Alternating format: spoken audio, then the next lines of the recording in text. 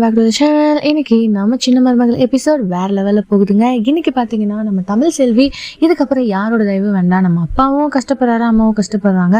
So இவங்களெல்லாம் மீறி நானே போய் சம்பாரிச்சு ஒரு பார்ட் டைமில் போய் அதுக்கப்புறம் எம்பிபிஎஸும் முடிக்கணும், அதுக்கப்புறம் சேதுவும் சேரணும் அப்படின்ற மாதிரி நிறைய விஷயங்கள் பல யோசனைகள் இருந்தாலும் ஒரு பக்கம் அவங்க ஃபைனலி ஒரு பார்ட் டைம் ஜாப் பண்ணுறாங்க. ஆனால் அதுதான் ரொம்பவுமே கஷ்டமானது. ஆமாங்க, ஒரு ஹோட்டலில் ஜாயின் பண்ணிடுறாங்க.